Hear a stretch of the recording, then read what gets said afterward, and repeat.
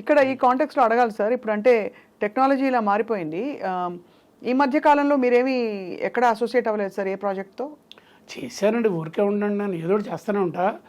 నాకు ఈ కమర్షియల్ సెటప్లో నేను చేసిన లాస్ట్ ఫిల్ము క్షేత్రం, జగపతి బాబు ప్రియమణి వేణు అని, తోట వేణు అని అతను ఆర్టిస్టు ఫస్ట్ టైం డైరెక్ట్ చేశారు, అది కూడా చేసా, సుమారుగా ఆడింది.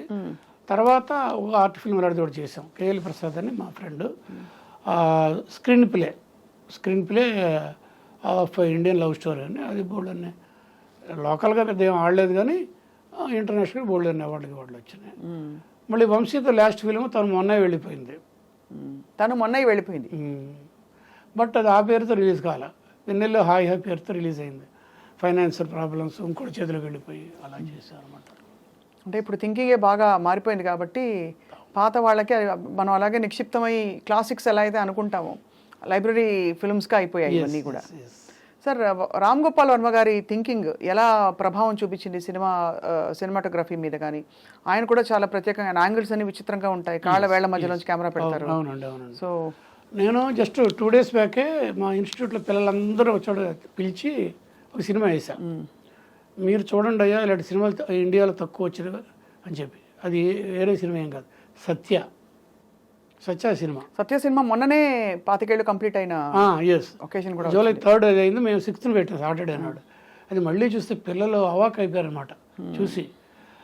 ఆ సినిమాలో విశ్వరూపం ఎవరు, రామ్ గోపాల్ వర్మ, జేడి చక్రవర్తి, వాళ్ళందరితో అంటే పక్కగా pure reflection of society of at that time Bombay మాఫియాల మీద అద్భుతంగా తీశాడు, డేరింగ్గా తీశాడు అనమాట.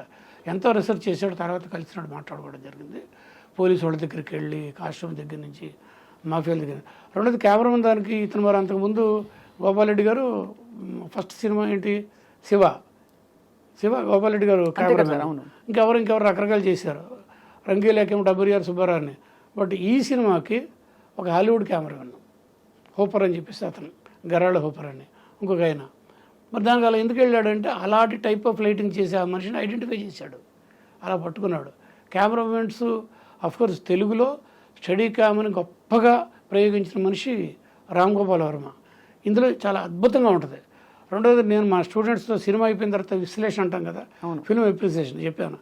ఏమయ్యా జేడి చక్రవర్తి హీరో కదా, జేడి చక్రవర్తిని ఎలా ఓపెన్ చేశాడు?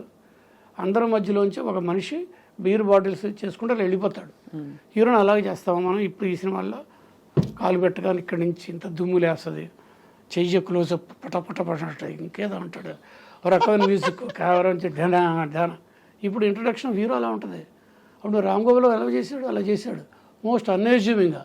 ఎంత దమ్ము ఉండాలండి అంటే అక్కడి నుంచి ఆ కుర్రోడు అలాగా లోపల మంచి బర్నింగ్ దాన్ని అడ్డం పెట్టుకొని ఎదిగి ఎలాగ యాంటీ సోషల్ ఎలిమెంట్లో చేతిలోకి వెళ్ళిపోయాడు. Unimaginable cinema.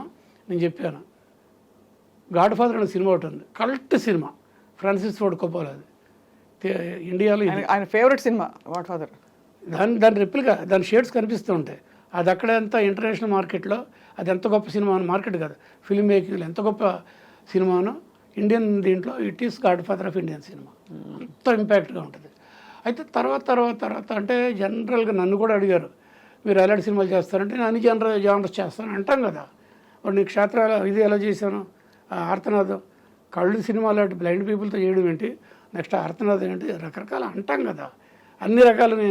అలాగా ఆయన కూడా శ్రీదేవి దీంతో ఏంటంటే సినిమా వెంకటేష్తో క్షణం చేశాడు, ఇంకోటి రకరకాలు చేశాడు, గోవింద చేశాడు, గోవింద. ఆ తర్వాత మళ్ళీ ఇలాగ.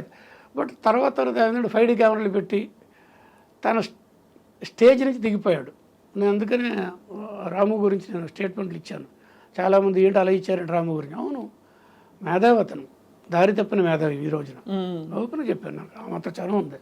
అలా నాన్నగారు నేను మంచి ఫ్రెండ్స్ అండి, సౌండ్ ఇంజనీర్ కదా వాడు నాన్నగారు. అయితే అతను 5Dలతో సినిమాలు చేసి ఇంకోటి చేసి, నేను ఎక్స్పెక్ట్ చేసింది ఏంటంటే రామ్ గోపాల్ వర్మ ఇండియా నుంచి వెళ్ళిపోయి ఒక హాలీవుడ్లో నైట్ కే శ్యామలన్ తెలుసుగా మీకు? అయ్యో తెలుసు. ఆ రేంజ్ దాటి ముందుకు వెళ్ళగలిగిన దమ్మున్న సిక్స్త్ సెన్స్, ఆ నైట్ కే శ్యామలన్ దాటుకుని ముందుకు వెళ్ళిపోయిన దమ్మున్న ఒక టెక్నీషియన్, విజనరీ, అంత గొప్ప మనిషి. కానీ ఎక్కడో పాకుడు రాళ్ళు ఏదో జరిగిపోయింది. ఆయన వేరే సినిమాలకు వెళ్ళిపోయాడు రకరకాలుగా.